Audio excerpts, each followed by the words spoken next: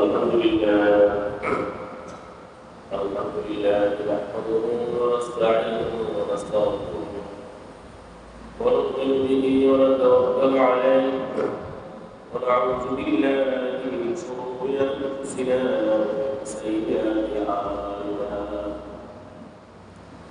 من يهده الله فلا مضل له ومن يضلل فلا هادي له وأشهد أن لا إله إلا الله وحده لا شريك له وأشهد أن سيدنا وسندنا ومولانا محمدا عبده ورسوله صلى الله تعالى عليه وعلى آله وأصحابه وبارك وسلم تسليما كثيرا.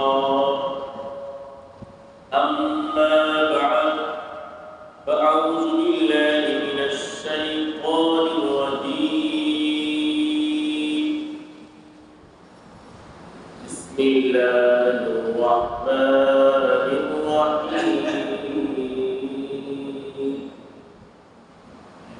وقال إني ذاهب إلى ربي سيهدين رب هب لي من الصالحين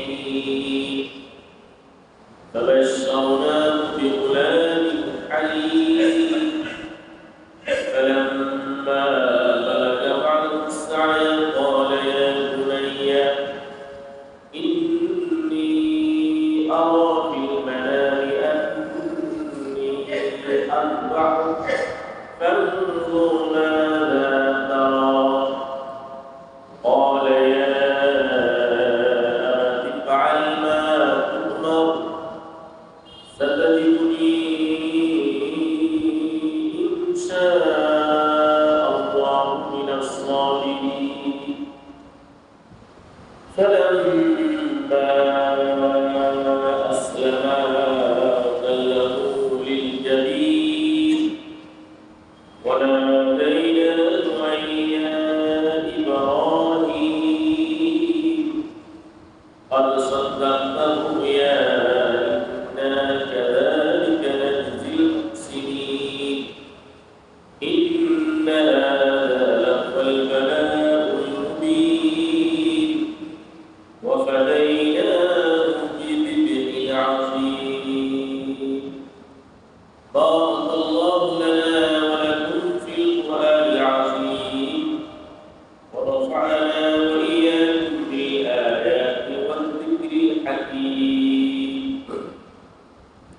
وقد إخلاص الشهادة استغفار الشكر أستغفر الله الذي لا إله إلا هو الحي القيوم وأتوب إليه. أستغفر الله الذي لا إله إلا هو الحي القيوم وأتوب إليه. أستغفر الله الذي لا إله إلا هو الحي القيوم وأتوب إليه. ولا حول ولا قوة إلا بالله العلي العظيم. اللهم صل على محمد وعلى آل محمد كما صليت على إبراهيم وعلى آل إبراهيم إنك حميد مجيد.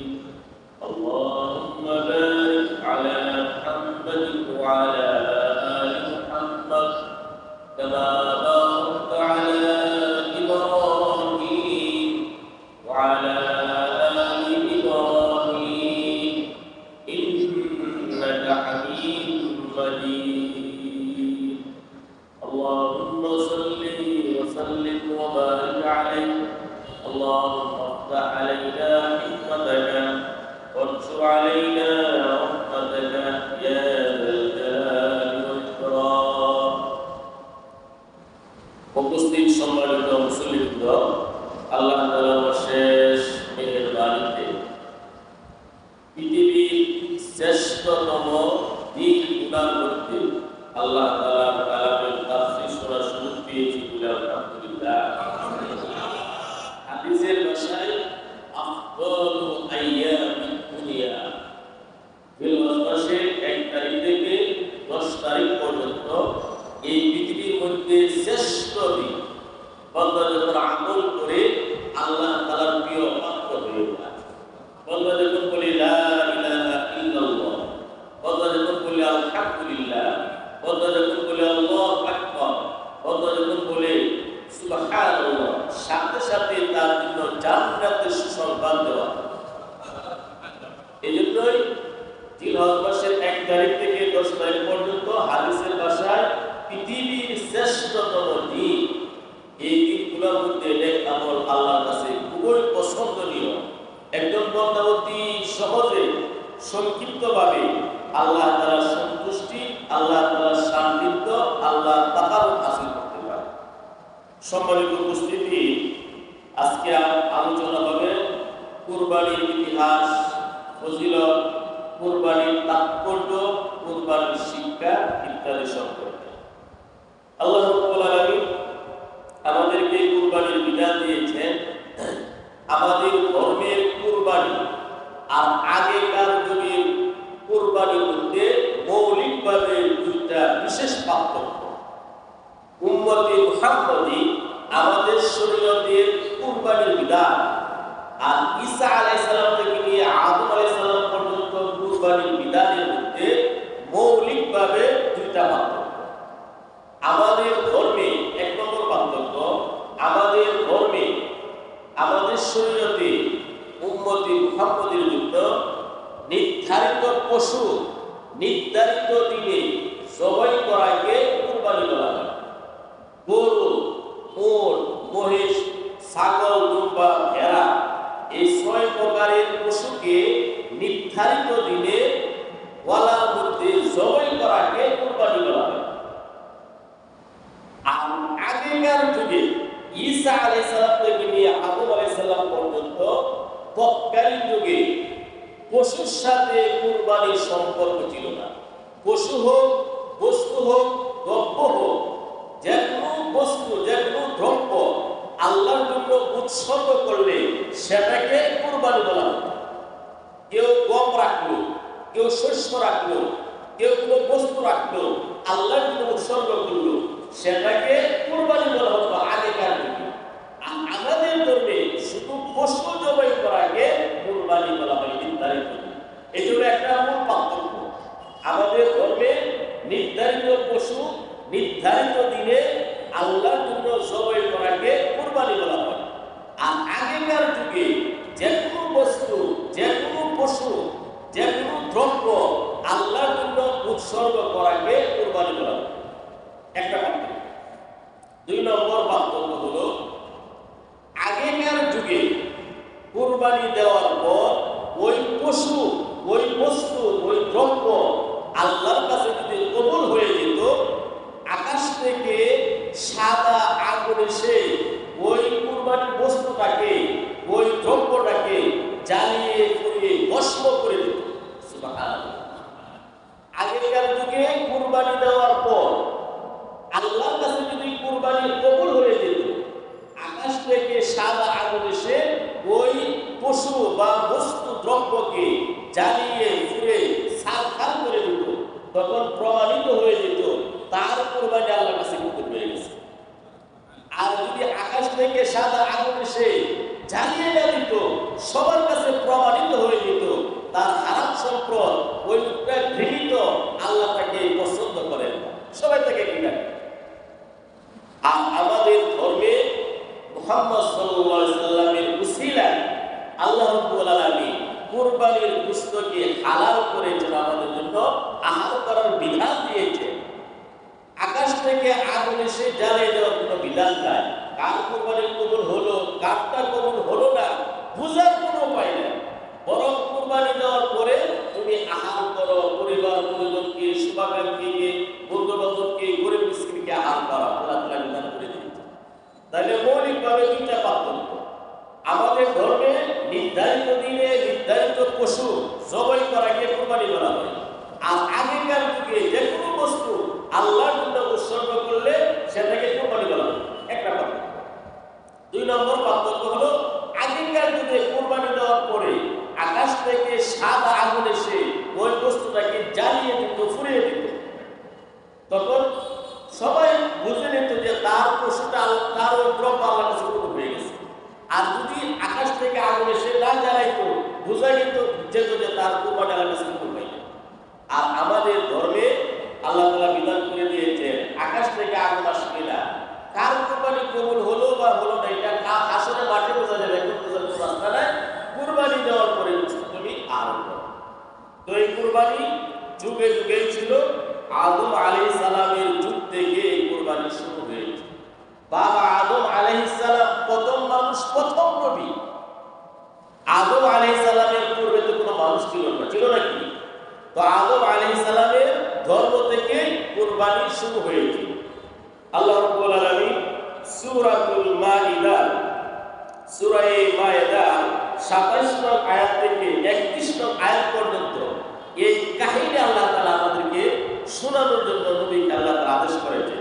আল্লাহ তাআলা বলেন, ওয়াতলু আলাইহিম নাবা ইবনাই আদম বিল হক ইয ক্বাররাবা কুরবানান ফাতুকুব্বিলা মিন আহাদিহিমা ওয়া লাম তাকাব্বাল মিনাল আখার قال لأقتلنك قال إنما يتقبل الله من المتقين।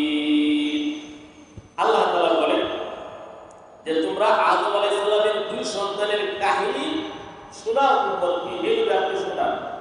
ঘটনা হলো এখানে আদম আলাইহিস সালাম তিনি যখন এই পৃথিবীতে হাওয়া আলাইহিস সালামকে নিয়ে অবতরণ করলেন, 300 বছর পরে তাদের মিলন হল।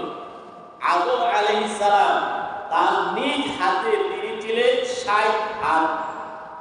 কয় হাত লম্বা ছিলেন? আদম আলাইহিস সালাম তার হাতে, তিনি যেমন লম্বা তার হাত কি হবে তত লম্বা হবে। আদম আলাইহিস সালাম তার নিজ হাতে তিনি, তার বডি ছিল 60 হাত লম্বা।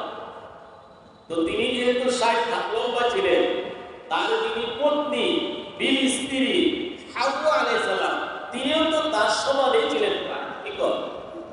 তো আদম আলাইহিস সালাম হাওয়া আলাইহিস সালামের পৃথিবীতে অবতরণ করার পর 300 বছর পরে আল্লাহ রাব্বুল আলামিন হাওয়া আলাইহিস সালামের গর্ভে 2টা করে সন্তান দিলেন, একটি ছেলে একটি মেয়ে। এভাবে আদম আলাইহিস সালামের ঔরসে হাওয়া আলাইহিস সালামের গর্ভে 20 বারে 20টি ছেলে 20টি মেয়ে জন্ম নিয়েছিল। আদম আলাইহিস সালাম তার ঔরসে হাওয়া আলাইহিস সালামের গর্ভে সর্বপ্রথম ছেলের নাম ছিল কাবিল। কাবিলের সাথে যে বোন জন্ম নিয়েছিল তার নাম হলো আকলিমা। 2 বছর পরে আবার ছেলে জন্ম নিল, নাম হলো তার হাবিল। তার সাথে যে বোন জন্ম নিল, যমজ বোন, তার নাম ছিল লাবুদা। সর্বশেষ ছেলের নাম ছিল উম্মুল বুগিস, আর মেয়ের নাম ছিল উম্মুল বুগিস। আব্দুল্লাহ ইবনে আব্বাস রাদিয়াল্লাহু তাআলা তিনি বলেন, বাবা আদম আলাইহিস সালামের জীবদ্দশায় আদম আলাইহিস সালামের সন্তান সন্ততি নাতি নাতনির সংখ্যা 40,000 পর্যন্ত গিয়ে পৌঁছেছিল। কয় হাজার গিয়ে পৌঁছেছিল? 40,000।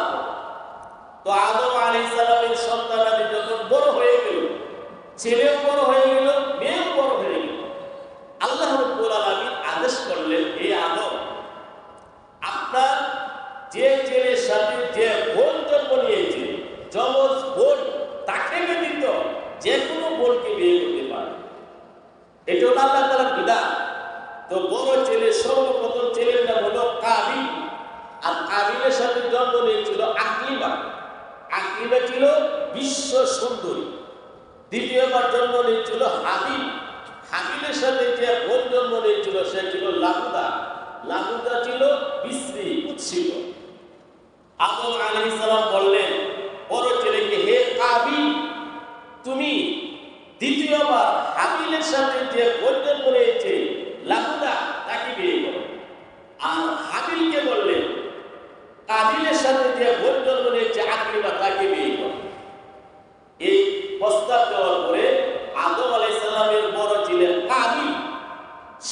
স্বৈরাচারী, সে ছিল কাফের, সে ছিল অত্যাচারী। সে বলল না, আমি মানি না, মানবো না। আমার সাথে যে আকলিমার বোন জন্ম নিয়েছে সুন্দরী, আমি আমার বোনকে বিয়ে করব, কারণ সে সুন্দর।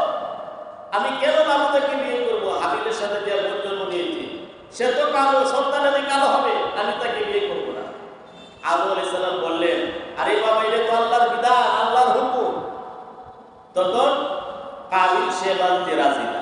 তখন আদম আলাইহিস সালাম বললেন, তখন আচ্ছা ঠিক আছে, হে কাবিল এবং হাবিল, তোমরা উভয়ে আল্লাহর জন্য কুরবানি করো। আল্লাহর জন্য কি করো? কুরবানি করো। যার কুরবানি আল্লাহর কাছে কবুল হয়ে যাবে সেই আকলিমা দিবে।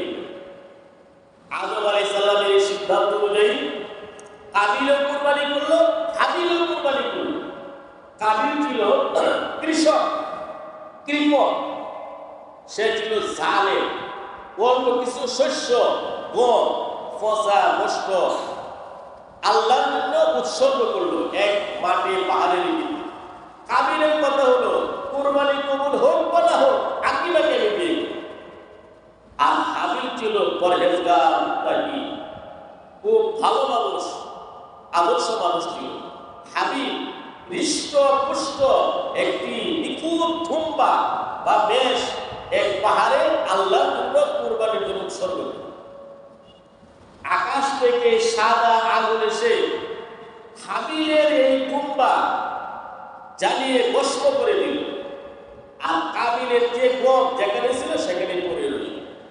আদম আলাইহিস সালাম বললেন, এ কাবিল, তোমার কুরবানি আল্লাহ কবুল করে নাই, হাবিলের কুরবানি কবুল করেছে, হাবিল আকলিমাকে বিয়ে। তখন কাবিলে বলে, না না না, এটা আমি মানি না, মানবো না। আল্লাহ তাআলা কোরআনে বলেন, ওয়াতলু আলাইহিম নাবা আবনাই আদম বিল হক, সূরা মায়েদা ২৭ নং আয়াত। হে নবী, আপনার উম্মতের কাছে, তাদের কাছে এবং বনী ইসরাঈলের কাছে, আপনার উম্মতের কাছে আপনি পাঠ করে শোনান আদম আলাইহিস সালামের দুই পুত্রের কাহিনী, কাবিল এবং হাবিলের কাহিনী। ইয কাররাবা কুরবানান, যখন উভয়েই কুরবানি করেছিল, কাবিলও কুরবানি করেছিল, হাবিলও কুরবানি করেছিল। ফাতুকবিলা মিন আহাদিহিমা ওয়া লাম তাকাব্বাল মিনাল আখার, একজনের কুরবানি কবুল হলো, আরেকজনের কুরবানি কবুল হলো না। কাবিলের কুরবানি কবুল হলো না, আর হাবিলের কুরবানি কবুল হলো। قال لأقتلنك قال إنما يتقبل الله من المتقين। এখন কাবিলে বলে, কাবিল তো বড় ছেলে, যার কুরবানি কবুল হলো না। কাবিল হাবিলকে বলে, হে হাবিল, তোর কুরবানি আল্লাহর কাছে কবুল হয়ে গেল, আগুনে সে জ্বালিয়ে দিল, কবুল হয়ে গেল। আমি কাবিল, আমার কুরবানি কেন কবুল হলো না? এখন বড় ছেলে কাবিল হাবিলকে বলে, আমি অবশ্যই তোকে হত্যা করব, খুন করে ফেলব।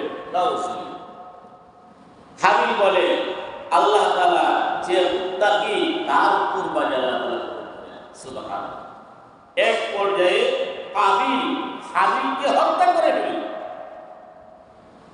এখন কাবিল হাবিলকে হত্যা করার পর লাস্টে কি করবে? সর্বপ্রথম এটা হত্যাকাণ্ড পৃথিবীতে। কাবিল হাবিলকে হত্যা করেছে। আল্লাহ তাআলা বলে, ফাবাআসাল্লাহু গুরাবান, আল্লাহ রাব্বুল আলামিন কাবিলকে তার ভাইয়ের দাফন কার্য শিক্ষা দেওয়ার জন্য আল্লাহ রাব্বুল আলামিন একটি কাক প্রেরণ করেন। কাক এসে আরেকটি কাককে মাটি বরণ করে যখন গর্তে রাখলো, কাবিলে বুঝতে পারলো আমার ভাই এইভাবে দাফন করতে হবে। এই অংশ থেকে আমরা বুঝতে পারি শিক্ষার অনেক গুরুত্ব। মানুষ কাক থেকেও শিক্ষা গ্রহণ করতে পারে। পৃথিবীর সর্বপ্রথম হত্যাকাণ্ড, হাবিলের লাশকে দাফন করার জন্য কাবিলকে আল্লাহ রাব্বুল আলামিন কাক প্রেরণ করলেন, কাকের কাছ থেকে কাবিল শিক্ষা গ্রহণ করেন। এই জন্য দাফন কাফন এটা শিক্ষার বিষয়, শিখতে হবে। বুখারী শরীফের হাদিসে আসছে, আবু হুরায়রাকে শয়তান আয়াতুল কুরসির ফজিলত শিক্ষা দিয়েছে। শয়তান থেকে শিক্ষা দেওয়া যায়। গেলে কে হলো মুসলমানের হারানো বস্তু, যেখানেই পাওয়া যাবে সেখান থেকে কুড়িয়ে আনতে হবে, সংগ্রহ করতে হবে। তো এই আয়াতের মধ্যে আল্লাহ রাব্বুল আলামিন আদম আলাইহিস সালামের যুগে যে কুরবানি ছিল তা আল্লাহ তাআলা বলেছেন। তাহলে আমরা বুঝতে পারলাম যে আদম আলাইহিস সালামের ধর্মে কুরবানি ছিল। তো আদম আলাইহিস সালামের ধর্ম থেকে প্রত্যেক ধর্মের কুরবানির বিধান ছিল, চলতে চলতে সরাসরি ইব্রাহিম আলাইহিস সালামের ধর্মে চলে আসছে। আর ইব্রাহিম আলাইহিস সালামের ধর্ম থেকে এই কুরবানির বিধান আমাদের ধর্মে আল্লাহ তাআলা দিয়েছেন। ইব্রাহিম আলাইহিস সালাম তিনি হলেন জাতির পিতা। ইব্রাহিম আলাইহিস সালামকে মানে সিরত এবং সুরতে অনুসরণ করার জন্য আল্লাহ তাআলা আমাদেরকে আদেশ করেছেন। ইব্রাহিম আলাইহিস সালাম তিনি তো আল্লাহ তাআলার খলিল ছিলেন, অন্তরঙ্গ বন্ধু ছিলেন। ইব্রাহিম আলাইহিস সালাম তিনি যখন ইরাকের বাবেল শহরে বাদশাহ নমরুদের বিশাল অগ্নিকুণ্ড থেকে নিরাপদে বের হয়ে আসলেন, ইব্রাহিম আলাইহিস সালাম যখন তাওহীদ কালিমার দাওয়াত দিতে শুরু করলেন, ইরাকের মানুষ তখন ইব্রাহিম আলাইহিস সালামের শত্রু হয়ে গেল। বাদশাহ নমরুদ দেশে আইন জারি করলো, লাকড়ি সংগ্রহ করো, ইব্রাহিমকে আগুনে জ্বালিয়ে হত্যা করা হবে। নাউজুবিল্লাহ। রাষ্ট্রীয় প্রজ্ঞাপনে 1 মাস পর্যন্ত জ্বালানি সংগ্রহ করা হয়েছিল। রাষ্ট্রের নির্দেশ প্রত্যেকটা নাগরিক লাকড়ি জ্বালানি সংগ্রহ করতে হবে। তাফসীরে কিতাবে লেখা আছে মানুষ মানত করতো, আমি যদি সুস্থ হই 100 মণ লাকড়ি দিব ইব্রাহিমকে জ্বালানোর জন্য। নাউজুবিল্লাহ। মহিলারা মানত করতো, আমার পেটের সন্তান যদি সুস্থভাবে প্রসব হয় 500 মণ লাকড়ি দিব ইব্রাহিমকে জ্বালানোর জন্য। নাউজুবিল্লাহ। এইভাবে লাকড়ির বিরাট স্তূপ করা হলো, বিশাল গর্ত করে যখন আগুন ধরানো হলো, বিশাল আগুন হয়ে গেল, উপর দিয়ে পাখি পর্যন্ত যেতে পারে না, কাছে যাবে তো দূরের কথা। শয়তান এসে বুদ্ধি দিল, নিক্ষেপ যন্ত্রের মাধ্যমে ইব্রাহিমকে আগুনে নিক্ষেপ করো। ইব্রাহিম আলাইহিস সালামকে এই দিনের জন্য বিবস্ত্র করা হলো, উলঙ্গ করা হলো, নিক্ষেপ যন্ত্রের মধ্যে তোলা হলো। ইব্রাহিম আলাইহিস সালামের সর্বশেষ কথা ছিল হাসবুনাল্লাহু ওয়া নি'মাল ওয়াকিল। হাসবুনাল্লাহু ওয়া নি'মাল ওয়াকিল সর্বশেষ কথা ছিল। আল্লাহ রাব্বুল আলামিন ইব্রাহিম আলাইহিস সালাম যখন আল্লাহর কাছে বললেন হাসবুনাল্লাহু ওয়া নি'মাল ওয়াকিল, আল্লাহ তাআলা আগুনকে এক মেসেজ দিলেন, কুল্লা ইয়া নারু কুনি বারদান ওয়া সালামান আলা ইব্রাহিম। হে আগুন, ইব্রাহিমের জন্য আরামদায়ক অবস্থা হয়ে যাবে। সুবহানাল্লাহ। তখন সারা পৃথিবীর আগুন ঠান্ডা হয়েছিল। ইব্রাহিম আলাইহিস সালাম বলেন, এই পৃথিবীতে আমি যতদিন আরামে ছিলাম, নমরুদের বিশাল অগ্নিকুণ্ডের মধ্যে আমি আরামে ছিলাম। এই জন্যই আফত বিপদে সবচেয়ে বেশি কার্যকর হলো এই দোয়াটা পড়া, হাসবুনাল্লাহু ওয়া নি'মাল ওয়াকিল। যে কোনো মকসুদ, যে কোনো উদ্দেশ্য, যে কোনো প্রবলেম সমস্যার জন্য আপনি যদি এই দোয়াটা পড়েন, ইনশাআল্লাহ আল্লাহ তাআলা মকসুদ পূর্ণ করবেন, সমস্যা দূর করবেন। হাসবুনাল্লাহু ওয়া নি'মাল ওয়াকিল, সূরা আলে ইমরান আয়াতটা। তো ইব্রাহিম আলাইহিস সালাম বাদশাহ নমরুদের বিশাল অগ্নিকুণ্ড থেকে নিরাপদে যখন বের হয়ে আসলেন, তখন ইব্রাহিম আলাইহিস সালাম বললেন, ওয়াকালা ইন্নী যালিবুন ইলা রাব্বি সায়াহদি। সূরাতুস সাফফাত আয়াত নম্বর 99 থেকে শুরু হয়েছে। ইব্রাহিম আলাইহিস সালাম বাদশাহ নমরুদের বিশাল অগ্নিকুণ্ড থেকে নিরাপদে বের হয়ে আসার পরে ভাবলেন ইরাকের বাবেল শহর থেকে এখন পবিত্র ভূমি শামে চলে যাবে, সিরিয়াতে চলে যাবে। ইব্রাহিম আলাইহিস সালামের তখন একমাত্র বিবি ছিলেন বিবি সারা। বিবি সারা ছিলেন একমাত্র বিবি। বিবি সারা ছিলেন বিশ্ব সুন্দরী। সুবহানাল্লাহ। সারা পৃথিবী মহিলাদের মধ্যে সবার শীর্ষে রূপ লাবণ্যে যিনি ছিলেন বিশ্ব সুন্দরী, তৎকালীন যুগে বিবি সারা ইব্রাহিম আলাইহিস সালামের স্ত্রী, তিনি ছিলেন সেই মহিলা বিশ্ব সুন্দরী। ইব্রাহিম আলাইহিস সালাম ইরাকের বাবেল শহর থেকে তিনি যখন শামে চলে যাবে বিবি সারাকে সাথে নিলেন। মধ্যে পড়ল মিশর। তৎকালীন যুগে মিশরের বাদশা ছিল বাদশা সাদেফ বিন সাদেফ মতান্তরে। এই বাদশা সাদেফ বিন সাদেফের চরিত্র অত্যন্ত খারাপ ছিল। সুন্দরী নারী পেলে সে দর্শন করত নিয়ে মিশরের বিভিন্ন পয়েন্টে বাদশার পক্ষ থেকে লোক নিয়োজিত, যখনই কোনো সুন্দরী নারী আসে বাদশার কাছে নিয়ে যায়। ইব্রাহিম আলাইহিস সালাম তিনি যখন তার সুন্দরী স্ত্রী বিবি সারাকে নিয়ে মিশরের পয়েন্টে পৌঁছলেন, সাথে সাথে ইব্রাহিম আলাইহিস সালামের কাছ থেকে ছিনতাই করে লোকেরা নিয়ে গেল বাদশা সাদেক বিন সাদেকের কাছে। ইব্রাহিম, বুখারী শরীফের হাদিস, ইব্রাহিম আলাইহিস সালাম ওযু করে নামাজে দাঁড়িয়ে গেলেন। ইব্রাহিম আলাইহিস সালামের সামনে সকল পর্দা আল্লাহ তাআলা তুলে দিলেন। বাদশা সাদেক বিন সাদেক বিশেষ কামরায় বিবি সারার সাথে কি করতেছে ইব্রাহিম আলাইহিস সালাম সব দেখতেছেন, প্রত্যক্ষদর্শী, বাস্তবে দেখতেছেন। এই অবস্থা আল্লাহ তাআলা নামাজে করে দিলেন। আল্লাহ পারেন কি পারেন না? বিশেষ কামরায় বাদশা সাদেক বিন সাদেক ওসব উদ্দেশ্যে যখন হাত বাড়ায় স্পর্শ করার জন্য, তখন বিবি সারা বললেন, শোনো, আমাকে একটু সুযোগ দাও 2 রাকাত নামাজ পড়ার জন্য। বিবি সারা ওযু করলেন, 2 রাকাত নামাজ পড়লেন। বুখারী শরীফের হাদিস। 2 রাকাত নামাজ পড়ে আল্লাহর কাছে বলেন, হে আল্লাহ, তোমার পয়গম্বরের পত্নী স্ত্রী আমি, আমার সতীত্বকে হেফাজত করার দায়িত্ব তো তোমার, তুমি হেফাজত করো। সাথে সাথে বাদশা অবশ হয়ে গেল, মাটির মধ্যে পড়ে কাঁদতে শুরু করলো, অস্থির হয়ে গেল।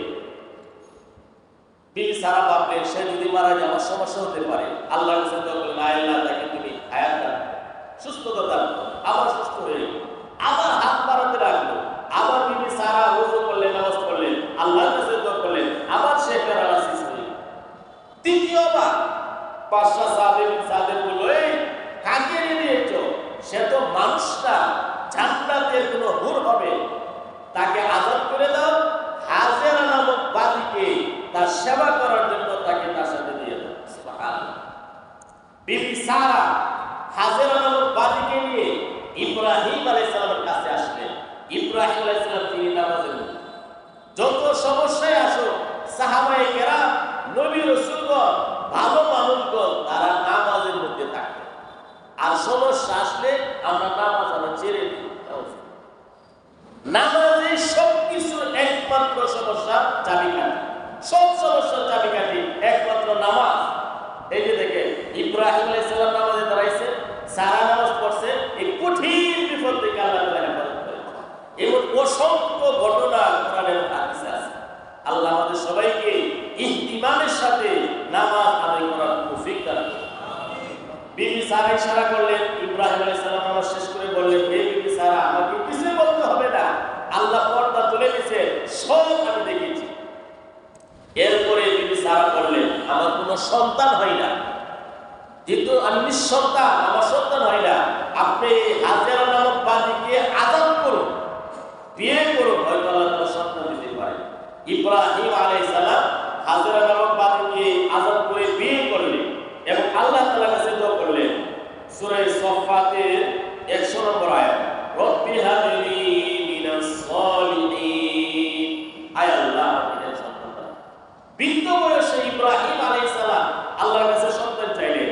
আল্লাহ বলেন, ফাবাশশারনাহু বিগুলামিন হালিম, হে ইব্রাহিম, আল্লাহ বলেন আমি তাকে সহনশীল সন্তানের সুসংবাদ দিলাম। সাথে সাথে আল্লাহ তাআলা তা কবুল করলেন। বিবি হাজেরা তিনিও ছিলেন বিশ্ব সুন্দরী, বিবি সারা সুন্দরী, বিবি হাজেরা সুন্দরী। সতীনের একটা স্বভাব হলো ঝগড়া ঝাঁটি প্রায় লেগে থাকে। ঝগড়া বিবাদ, সতীনের মধ্যে ঝগড়া লাগাটা নাকি স্বাভাবিক। এখন বিবি হাজেরা বিবি সারার মধ্যে প্রায় ঝগড়া। বিবি সারা বিবি হাজেরাকে বলে, বিবি হাজেরা, তুমি এত সুন্দরী, আল্লাহর কসম তোমার 2 কান কেটে আমি তোমাকে মিস্ত্রি বানিয়ে দিই। তখন ইব্রাহিম আলাইহিস সালাম বললেন, বিবি সারা, তুমি হাজেরাকে কসম করে বলছো কান কেটে ফেলবে, কসম আদায় করতে হবে। ঠিক আছে, বিবি হাজেরার 2 কানে 2টা ছিদ্র করে দর্শন দিয়া বিবি সারা কসম আদায় করার জন্য দুই কানের দুটা ছিদ্র করে দিল। ইব্রাহিম আলাইহিস সালাম দুটা বালা কানের ফুল সারা বিবি হাজেরার কানের মধ্যে পরে দিলেন, সুন্দর আরো বেড়ে গেল। সুবহানাল্লাহ। এই জন্য মেয়েদের কানে স্বর্ণ অলঙ্কার করার বিধান এগুলো আছে, কিন্তু নাক বিন্দানো এইগুলা পাওয়া যায়। যাক, এখন ইব্রাহিম আলাইহিস সালাম দেখলেন বিবি হাজেরা বিবি সারার মধ্যে প্রায় ঝগড়া। আল্লাহ রাব্বুল আলামিন সামনে থাকে আল্লাহ রাব্বুল আলামিন নির্দেশ দিলেন, হে ইব্রাহিম, বিবি হাজেরা পুত্র ইসমাঈলকে শাম থেকে মক্কায় রেখে আসে। বাইতুল্লাহ শরীফ তৎকালীন যুগে বাইতুল্লাহ শরীফ ছিল না। নূহ আলাইহিস সালামের প্রাঙ্গণে দশে গেছিল, জঙ্গল হয়েছিল, কোথায় বাইতুল্লাহ কেউ জানে না, মানুষ নাই, ঘরবাড়ি নাই, জঙ্গল মরুভূমি। আল্লাহ রাব্বুল আলামিন ইব্রাহিম আলাইহিস সালামকে নির্দেশ দিলেন, বিবি হাজেরা পুত্র ইসমাঈলকে মক্কায় বাইতুল্লাহর কাছে রেখে আসে। আল্লাহর নির্দেশে ইব্রাহিম আলাইহিস সালাম শাম থেকে বিবি হাজেরা পুত্র ইসমাঈলকে বাইতুল্লাহর কাছে রেখে যান। যখন রেখে যান, সূরা ইব্রাহিমের মধ্যে আছে ইব্রাহিম আলাইহিস সালাম দূরে চলে যাওয়ার পরে আল্লাহর কাছে দোয়া করেছেন, রব্বানা ইন্নী আসকানতু মিন যুররিয়্যাতি বিওয়াদিন গায়রি যি যার'ইন ইনদা বাইতিকাল মুহাররাম রব্বানা লিয়ুকিমুস সালাত ফাজ'আল আফইদাতাম মিনান নাস তাহবি ইলাইহিম ওয়ারযুকহুম মিনাস সামারাত লাআল্লাহুম ইয়াশকুরুন।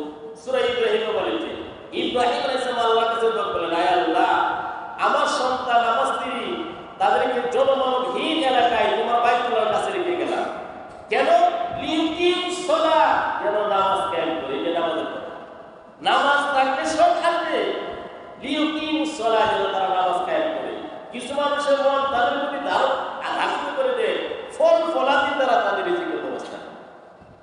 তো ইব্রাহিম আলাইহিস সালাম চলে যাওয়ার পরে বিবি হাজেরার সাথে যে খাবার ছিল, পানি ছিল, সব শেষ হয়ে গেছে। খেজুরও শেষ, পানিও শেষ। খাবারের অভাবে বিবি হাজেরার বুকের দুধও শেষ। পুত্র ইসমাঈল, তিনি কিন্তু ভবিষ্যতে নবী হবেন। কি হবে? নবী হবে। এখন এই নূরানী চেহারা আল্লাহ যাকে বড় করে ছোট থেকে কিন্তু শুরু করে। নবীরা ছিলেন সুপুরুষ, নূরানী চেহারা, আদর্শ মানুষ, এবং বডি খুব সুন্দর ছিল। প্রত্যেক যুগে নবীর বডি চেহারা নূরানী ছিল, মানে অসাধারণ সুন্দরের মানুষ, সুন্দরের আকৃতির মানুষ ছিল না। কোন নবী অন্ধ ছিলেন না, প্রতিবন্ধী ছিলেন না, দুর্বল ছিলেন না, লেখরানো না ছিলেন। প্রত্যেক যুগের নবী সুপুরুষ ছিলেন। তো ইসমাঈল আলাইহিস সালাম, তিনি তো নবী হবে, এত নূরানী চেহারা। এখন বিবি হাজেরা দেখলে পানির কারণে পুত্র ইসমাঈল মারা যায়। বিবি হাজেরা পানির সন্ধানে সাফা পাহাড়ে দৌড় দিলেন, সেখানে গিয়ে পানি পেলেন না। ভাবলেন সন্তানকে কোনো হিংস্র প্রাণী আক্রমণ করে কিনা, আবার সন্তানের কাছে চলে আসলেন, আবার দিলেন মারওয়া পাহাড়ে পানির জন্য দৌড়। এভাবে সাফা মারওয়া 7 বার দৌড়াদৌড়ি করেছিলেন বিবি হাজেরা। বিবি হাজেরা ভবিষ্যৎ নবী হবে, তার পানির জন্য এই যে 7 বার দৌড়াদৌড়ি করেছিলেন, আল্লাহর কাছে স্মৃতি খুব ভালো লেগেছে। এই জন্য আল্লাহ রাব্বুল আলামিন এই স্মৃতি ধরে রাখার জন্য হাজি সাহেবদের জন্য ওয়াজিব করেছেন। সাফা মারওয়া সাই করে কি করেছে? ওয়াজিব করেছে। কে যেন বলল, ফেরেশতা বলল, হে বিবি হাজেরা, তুমি বিচলিত হবে না, হতাশ হবে না, এখানে আল্লাহর ঘর আছে। তোমার এই সন্তান এবং তোমার স্বামী এই আল্লাহর ঘর নির্মাণ করবে। যারা আল্লাহর ঘর নির্মাণ করে, আল্লাহ তাআলা এদেরকে ধ্বংস করেন না। তো এর কারণে আসছে ইসমাঈল আলাইহিস সালাম পা মাটির মধ্যে মানে লাফ দিতেছিলেন, কুচা দিতেছিলেন। এই তার পায়ের কোরআনের আঘাতে পানি জারি হয়ে গেল, পানি বের হয়ে গেল। তখন বিবি হাজেরা বলতেছিলেন, জম জম, জমজম মানে তামতা। বিবি হাজেরা যদি ওই সময় না ভাবতেন, না থামাইতেন, সারা পৃথিবী সয়লাব হয়ে যেত পানি। তো এইভাবে জমজম কুফের আবিষ্কার হয়ে গেল। কি হয়ে গেল? জমজম কুফের আবিষ্কার। তো ইব্রাহিম আলাইহিস সালাম প্রায় শাম থেকে মক্কায় এসে ইব্রাহিম এবং ইসমাঈল আলাইহিস সালাম, বিবি হাজেরা এবং ইসমাঈল আলাইহিস সালামকে দেখেন। এক পর্যায়ে ইব্রাহিম আলাইহিস সালাম তার সাথে যখন বিবি পুত্র ইসমাঈল চলাফেরার বয়স উপনীত হলেন, নুরানি চেহারা, নবী হবে, নবুয়তের সব আলামত তার মধ্যে মিশে গেছে। ইব্রাহিম আলাইহিস সালাম খুব পছন্দ করতেন, খুব ভালোবাসতেন। এক পর্যায়ে ইব্রাহিম আলাইহিস সালামকে আল্লাহ তাআলা স্বপ্নের মাধ্যমে নির্দেশ দিলেন, হে ইব্রাহিম, পুত্র ইসমাঈলকে জবাই করো। ইব্রাহিম আলাইহিস সালাম একদিন 100 উট জবাই করলেন, আবার স্বপ্ন দেখলেন, আবার 100 উট জবাই করলেন, আবারও স্বপ্ন দেখলেন। আল্লাহ তাআলা বলেন, ফালাম্মা বালাগা মা'হু সা'য়া قال يا بني إني أرى في المنام أني أذبحك فانظر ماذا ترى। আল্লাহ বলেন, পুত্র ইসমাঈল চলাফেরা বয়সে যখন পৌঁছল, আল্লাহ তাআলা ইব্রাহিম আলাইহিস সালামকে স্বপ্ন দেখালেন। ইব্রাহিম আলাইহিস সালাম জবাই করার সকল প্রস্তুতি নিয়ে যখন মিনার পাদদেশে চলে গেলেন, ইব্রাহিম আলাইহিস সালাম বললেন, হে আমার ছেলে, বাবা, আমি তোমাকে স্বপ্নে দেখছি, তোমাকে আমি জবাই করতেছি, তোমার কি মতামত? ছেলে বলল, আব্বাজান, আল্লাহর নির্দেশ আপনি পালন করুন, ইনশাআল্লাহ আমাকে দৌড়ে শুতে দিতে পারবেন। ইব্রাহিম আলাইহিস সালাম হাত পা বেঁধে পুত্র ইসমাঈলকে মাটির মধ্যে শুইয়ে দিলেন। আল্লাহ তাআলা বলেন, ফালাম্মা আসলামা ওয়া তাল্লাহু লিল জাবিন। ফালাম্মা আসলামা, ইব্রাহিম আলাইহিস সালাম পুত্র ইসমাঈলকে জবাই করার জন্য প্রস্তুত হয়ে গেলেন। পুত্র ইসমাঈল জবাই হওয়ার জন্য প্রস্তুতি নিয়ে নিলেন। এই জন্য আল্লাহ তাআলা বলেন, ফালাম্মা আসলামা, উভয়ে যখন আত্মসমর্পণ করলো, আল্লাহর হুকুমকে মানার জন্য আত্মসমর্পণ করলো। আল্লাহ তাআলা বলেন, ইব্রাহিম আলাইহিস সালাম বারবার গলার মধ্যে ছুরি চালাইতেছে, কিন্তু গলা কাটে না। এক পর্যায়ে ইব্রাহিম আলাইহিস সালাম ছুরিকে দূরে নিক্ষেপ করলেন, পাথরের মধ্যে পড়ে গেল, পাথর কেটে গেল। সুবহানাল্লাহ। ইব্রাহিম আলাইহিস সালাম বলেন, হে ছুরি, বারবার গলার মধ্যে চালাইলাম, গলা কাটলে না, পাথর কেটে গেল। ছুরি বলে, আপনি আমাকে একবার আদেশ করেছেন গলা কাটার জন্য, আল্লাহ তাআলা 70 বার আমাকে নিষেধ করেছেন। আল্লাহ রাব্বুল আলামিন ডাক দিয়ে বললেন, ওয়ানাদাইনাহু আইয়া ইব্রাহিম ক্বাদ সাদ্দাকতা রুয়া ইন্না কাযালিকা নাজজিল মুহসিনিন।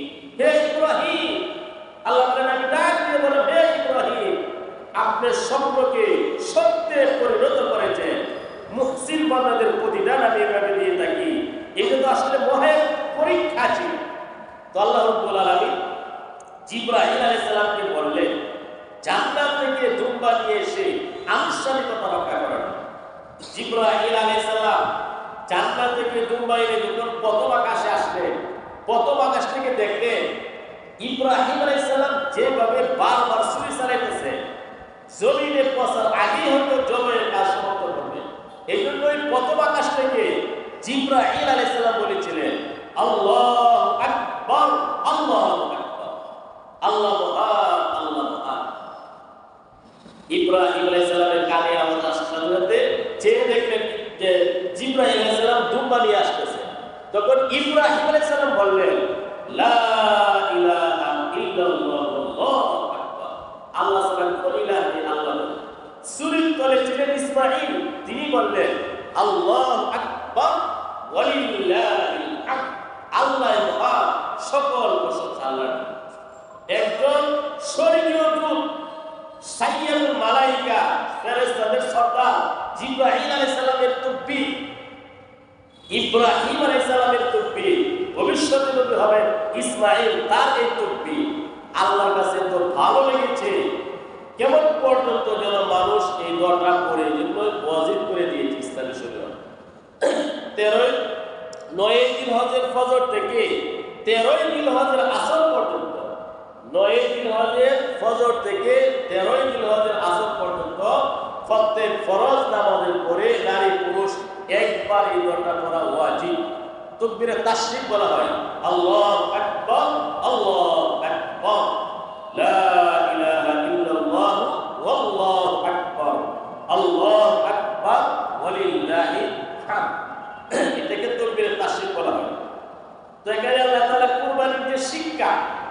শিক্ষাটা কি? ফালাম্মা আসলামা ওয়া তাল্লাহু লিল জাবিন, এই হলো কুরবানির শিক্ষা। ইব্রাহিম আলাইহিস সালাম আল্লাহর হুকুম মানার জন্য প্রস্তুত, আর পুত্র ইসমাঈল আল্লাহর হুকুম মানার জন্য প্রস্তুত। এটা হলো কুরবানির মূল শিক্ষা। আল্লাহর পক্ষ থেকে যখন যে আদেশ আসবে সেই আদেশ আন্তরিকভাবে শ্রদ্ধার সাথে মেনে নেওয়া, সেটাকে বলা হয় মুসলমান। মুসলমানি বুয়াদ করদান বিহাদা, মুসলমানি বুয়াদ করদান বিহাদা, ইনারে খুদ বদস্তে খাজাদা। মুসলমান বলা হয় নিজের গলার মধ্যে দড়ি লাগিয়ে দেওয়া, কোরআন হাদিস যেভাবে বলে সেভাবে চলা, নিজের কথায় কথা না, নিজের মতে মত না, কোরআন হাদিস যেভাবে বলছে সেভাবে চলা। এই হলো কুরবানির মূল শিক্ষা। ইসলাম যা বলে তা পরিপূর্ণভাবে আদায় করা, যা নিষিদ্ধ করেছে তা থেকে একদম বিরত থাকা।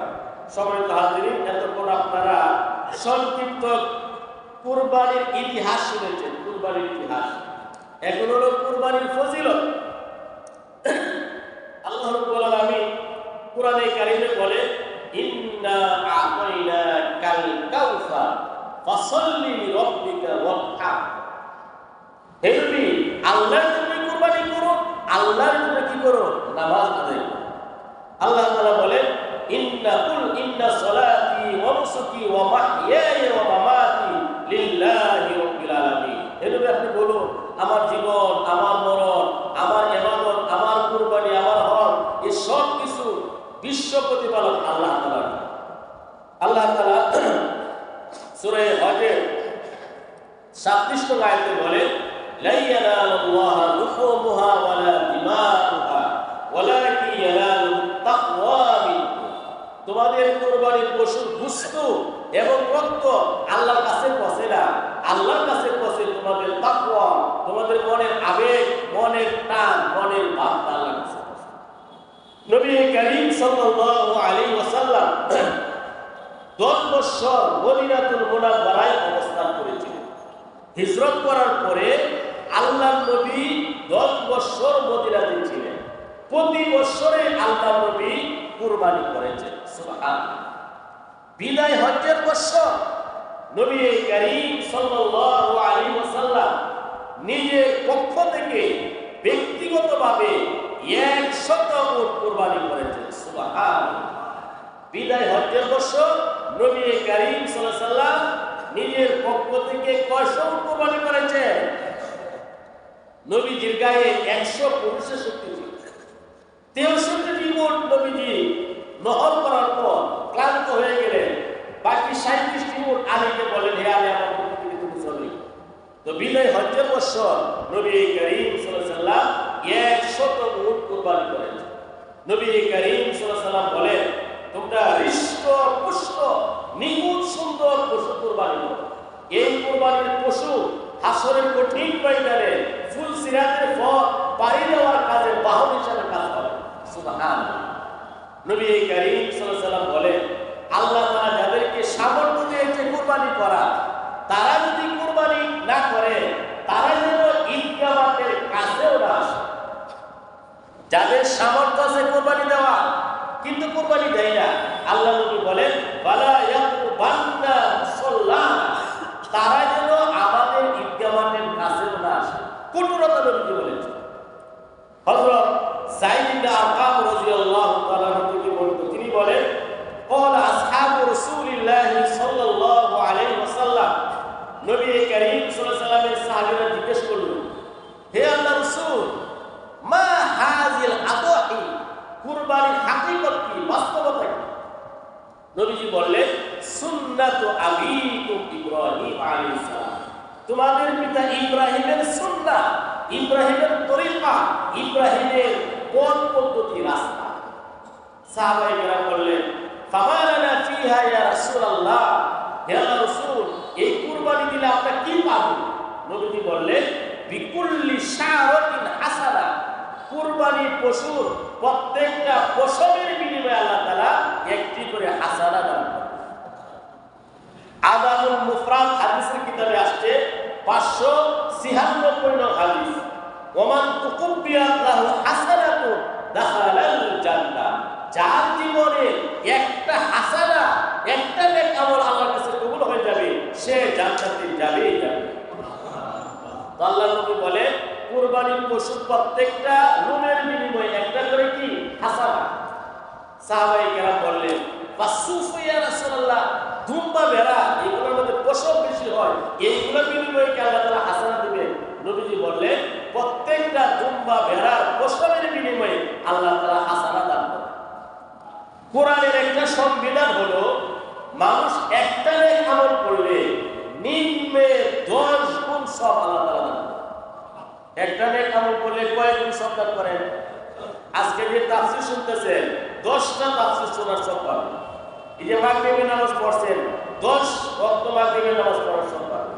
এই যে ওযু করছেন 10 বার ওযু করা কি পাবেন? সওয়াব পাবেন।